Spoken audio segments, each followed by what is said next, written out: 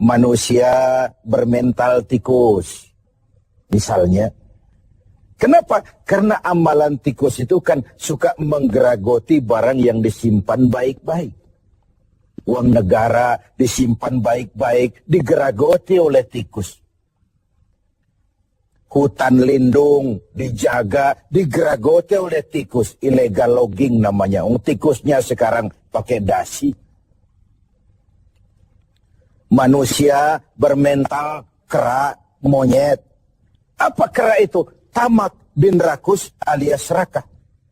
Coba monyet kasih pisang, dimakan. Penuh mulutnya, kasih lagi tangannya yang nyepeng. Kasih lagi, kakinya pun bisa megang. Mulut penuh, tangan penuh, kaki megang. Teman sebelahnya dikasih pisang, masih dirampas juga. Manusia bermental monyet menjadi penghalang bagi tumbuhnya pemerataan. Sehingga sering terjadilah gunung ditimbun, sumur digali. Gunung yang sudah tinggi itu ditimbun, sumur yang sudah dalam itu pun masih digali lagi.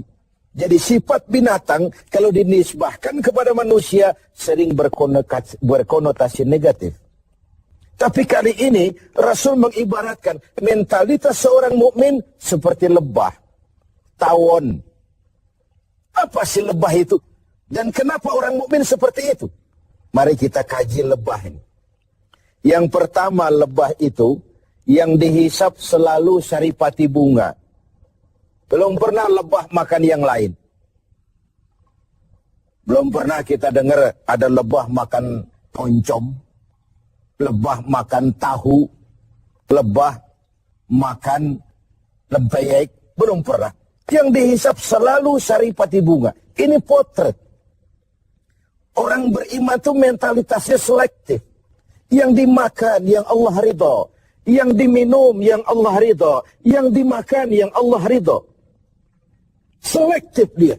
Karena apa? Karena yang kita makan, yang kita minum akan masuk ke perut besar. Digiling oleh perut besar. Melahirkan energi. Menggerakkan sel-sel pembuluh saraf. Kalau itu dihasilkan dari makanan haram, kita akan cenderung berpikir yang haram juga. Gak ada maling mikirin majelis taklim. Yang dipikirin rumah siapa lagi nanti malam. Karena itu umat ini orang beriman selektif. Yang diminum yang Allah ridha, yang dimakan yang Allah ridha, yang dipakai pun yang Allah ridha. Itu mentalitas. Kita hidup di zaman di mana dunia makin mengglobal. Persaingan semakin tajam dan ketat. Tapi seiring dengan itu, kita makin banyak punya pilihan. Jangankan soal makan dan minum. Soal ibadah saja, orang sudah banyak pilihan sekarang ini. Di depan rumahnya ada masjid.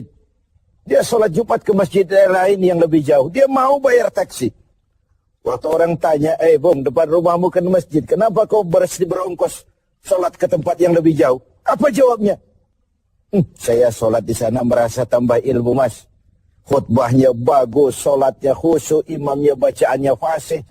Masjid kita ini khutbahnya bahasa Arab, khotibnya aja nggak ngerti, apalagi saya. Ibadah pun orang sudah memilih. Begitulah kemudahan-kemudahan yang dihasilkan oleh ilmu dan teknologi menyebabkan kita mempunyai banyak pilihan. Karena itu dalam hal sandang, pangan, dan papan, filter harus kuat. Orang mukmin mentalitasnya tidak asal pakai, tidak asal makan, tidak asal minum, tapi ada frame. Allah ridho apa tidak?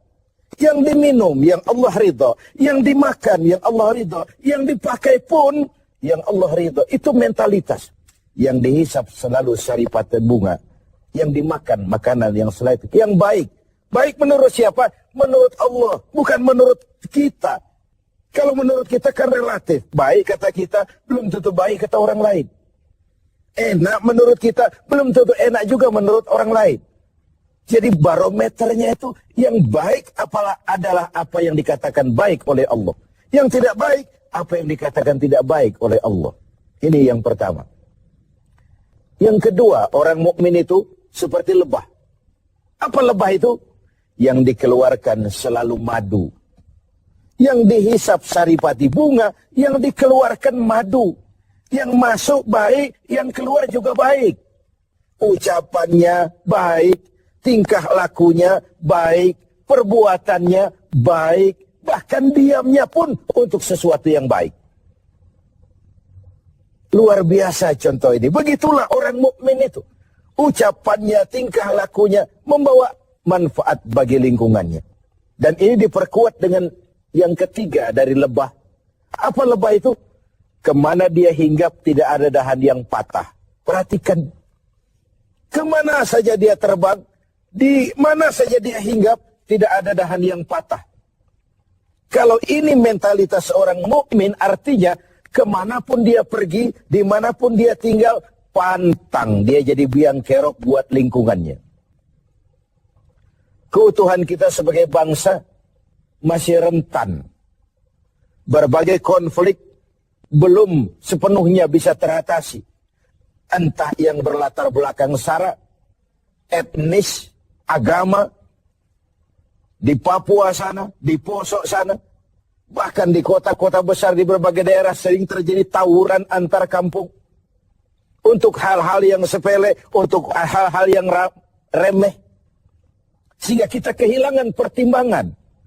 Seorang mukmin tidak beriman dianggap kalau tetangganya tidak pernah aman dari gangguan lidahnya atau gangguan tangannya.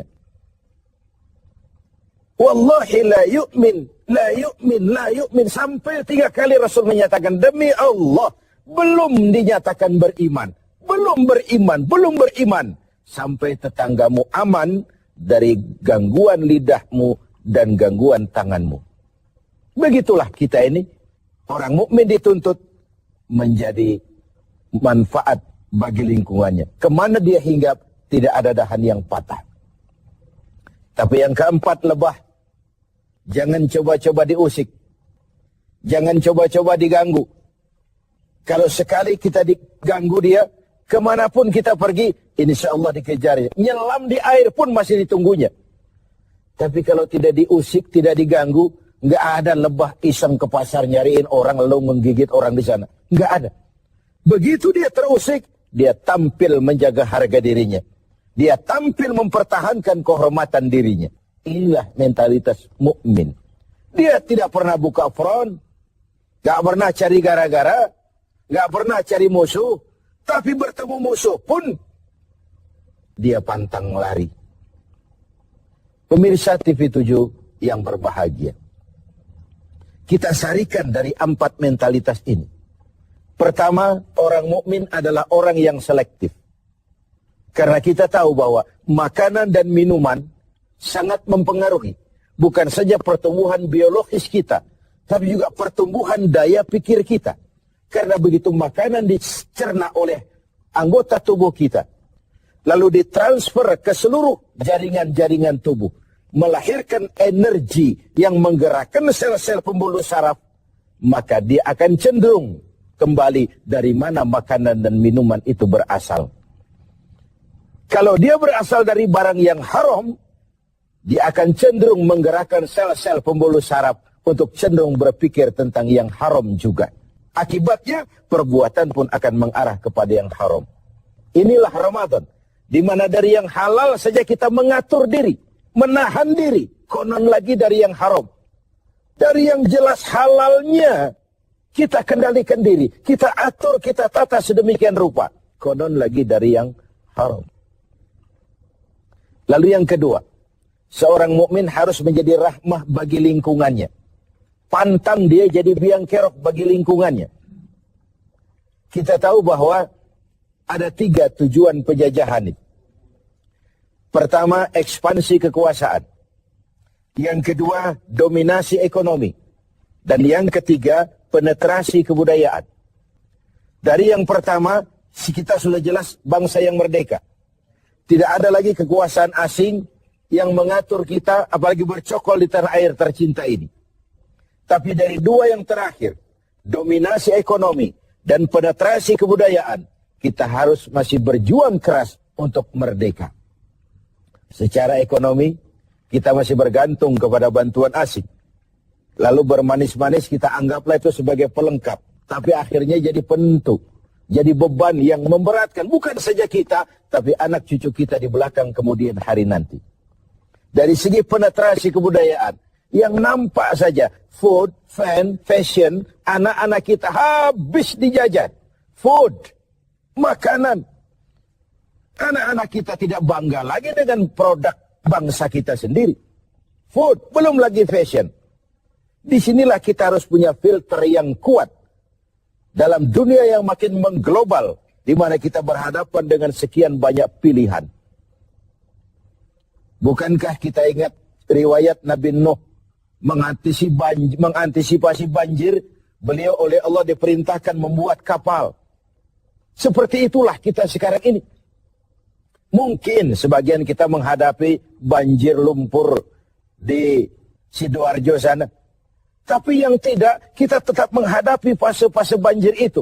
Entah banjir maksiat dan munkarat, entah banjirnya peradaban dan kebudayaan yang menghancurkan moral anak-anak kita. Menghadapi banjir seperti itu, bersikaplah seperti Nabi Nuh terhadap umatnya dan Nabi Nuh terhadap putranya sendiri. Apa yang terjadi? Kan'an putra Nabi Nuh tidak ikut naik ke kapal, tapi kumpul di darat bersama orang-orang kafir. Sebagai orang yang punya tanggung jawab, Nabi Nuh memanggil putranya untuk ikut naik ke kapal. Jangan sampai hanyut ditelan banjir. Begitulah kita harus menyelamatkan anak-anak kita. Naik kapal iman, naik kapal kebersamaan, naik kapal keselamatan, agar tidak dihantam oleh banjir.